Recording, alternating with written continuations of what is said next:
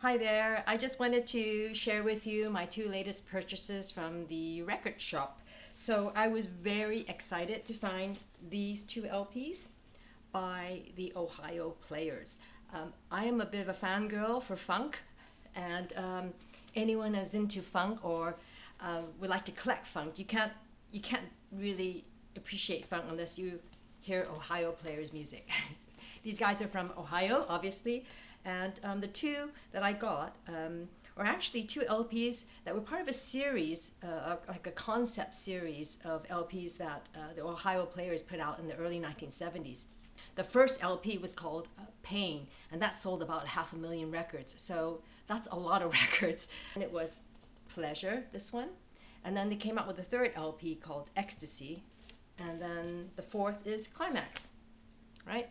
So I bought these, and I couldn't believe that these were the US first pressings.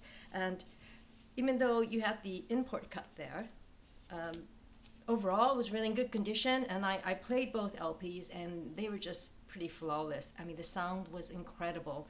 I mean, I have a modest record player, so I can't imagine what it would sound like on a really high-end setup. So I was really pleased about that. Here's the front. I just want to show you the front, and here's the back. So you can see like the themes are along the lines of like S&M, romantic, erotica. Here's the front of Climax, and here's the back. So I was surprised that this was still in shrink wrap. Again, this has got a import cut there. There's a sticker there for £1.99. So it's hard to believe that this was an overstock and they had to sell it for next to nothing, really. So that's quite a nice thing to leave on the LP. And what I thought was absolutely fantastic was that Ohio Players signed with Westbound Records in Detroit. So Westbound Records produced and published all these LPs, right? So, but you have to look at the label. So there you go. I'll show you. So, if you can see, it's absolutely beautiful. The artwork, the colors, they're still nice and bright, and it just is a reflection. The imagery is a reflection of the funk movement that was happening in the early 1970s and onwards up till about 1979, 1980. And, Ohio Players, they were at the forefront of this movement. So it was really fantastic. It's worth mentioning just a brief story about the model. I mean, isn't she beautiful? She's like stunningly beautiful. So her name is Pat Evans, and she's bald there. The story is that Pat Evans was a model in the early 1970s. She had straight hair. I guess she had, black women straightened their hair. And she would try to get some modeling gigs. And I think she got fed up with how black women were held against or held up to the beauty standards of white women. And she got fed up one day and shaved off all her hair. And what happened was she soon discovered that not many agencies or companies wanted a bald person to be in their ads or to promote their products or whatnot. She had a family to feed, and she decided, okay, she's going to go buy a wig and try to get some gigs again, some modeling gigs. And she did land one. It was for a fashion designer called Stephen Burrows, and it was at a runway event that I guess serendipity happened. She was in the backstage changing an attire, a dress, and then her wig fell off.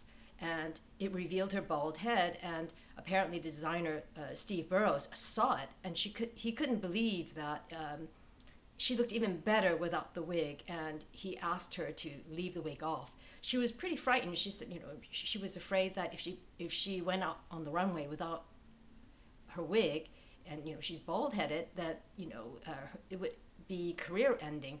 But the opposite happened. He convinced her to go out on that runway without the wig, and the rest is history.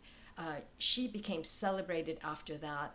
People or companies or photographers came calling all over Europe, from and Asia, Japan, Germany, whatnot, and she went really big. So she was quite sought after as a model.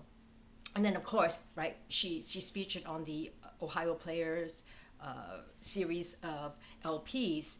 So it's really fantastic. That's her story, and I think it's worth mentioning because I think sometimes with artwork and albums, covers, the photography, it could be quite revealing in terms of the social history and what was going on at that time when these bands were releasing their albums, the songs that they were writing. So when I see the Ohio Players, quartet of LPs with Pat Evans on there, it's a reminder of what was happening in America in the 1970s. We have to remember, in the 1970s, blaxploitation films were becoming quite popular, and also there was a growing support for Black empowerment. That whole movement was slowly gaining pace in the 70s.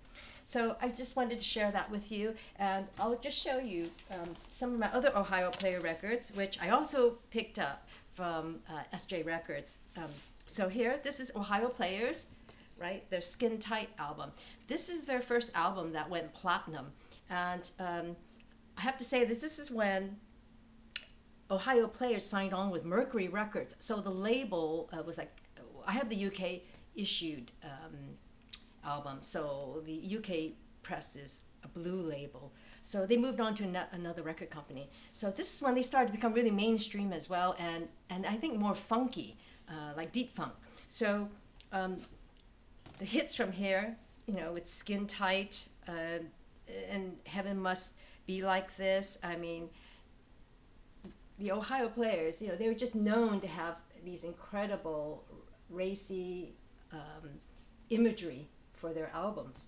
So that was the first one. That was the game changer for the Ohio Players. Then I got Fire. And the hit from here is, well, Fire. And it's incredible. And there's the back there. And I didn't know this until literally a few days ago, after playing these records for so long. This is the gatefold there, if you can see it. So it's really, well done, the design, the layout, band members there. But it never occurred to me to actually look at the LP from the back. So from the back, if you turn it over, it's like a full, centerfold-esque picture of the model, and it's amazing. I only discovered this a few days ago, after all these years. So that's really a wonderful LP. And this one is probably one of their most famous. It's called Honey. And again, I'm just going to open this up because I didn't realize that this actually folds out to have like a full image. So this lady here, the model, her name is, I hope I'm not going to mispronounce her name, is Esther Cordet or Corday. So there are lots of stories about how this photo shoot took place. And, so here's the gatefold there. She's got honey all over her body. So there were some really crazy rumors after this hit the shops that the model had died or had maimed herself because the honey that was poured on her for the photo, the honey couldn't come off, and she was injured by the hot honey, the warm honey that was poured all over her body.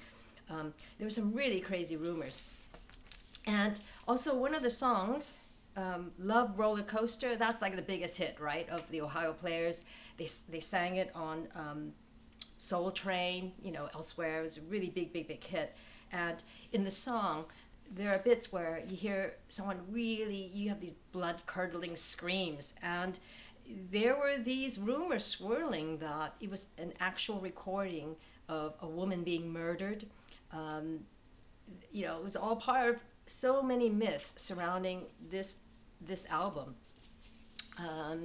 You know, it went from, oh, you know, the Ohio players used a recording of an actual murder to the Ohio players themselves murdering their cleaning lady in the recording studio. So how crazy is that? So, and there were many other crazy stories.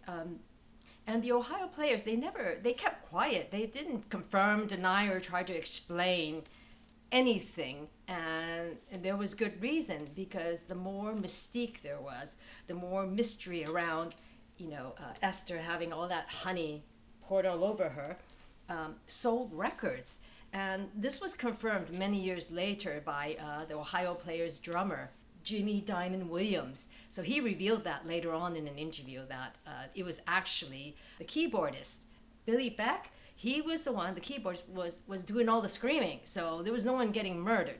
But he basically confirmed that the reason why they kept quiet was because it just sold records. The more people wondered, you know, the more the cash register rang. So, you know, it was good for them.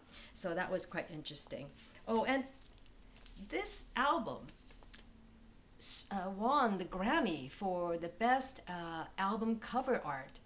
And all of these were platinum selling albums. Incredible. So this is when they were signed with Mercury Records. So these are all platinum selling. And it was during this time that I think the Ohio players became more mainstream, and actually even more funky. So that's not a bad thing either. So this album, Contradiction, went gold. So I don't know who the model is here. The Ohio players were known to use a lot of Playboy models. So for instance, Esther, she was, I think, the October Playmate for 1974. So I'll just open this up so you can see. So that's like a full shot, just cleverly done. You know, I only discovered this a few days ago, looking at it. So here's the gatefold, and I think, you know, it's just beautifully designed. It's quite suggestive, quite erotic, and racy. But that was what sold records for the Ohio players. And you know, their music was sexy. Their music, they had a lot of slow grooves as well, some slow grooves, romantic, sexy music. So you know, it was in line with what they were portraying on their covers. So in 2013, the Ohio players, they finally got inducted into the Rhythm and Blues Hall of Fame. It's really fantastic. But anyhow, that's my share for today. Thanks a lot.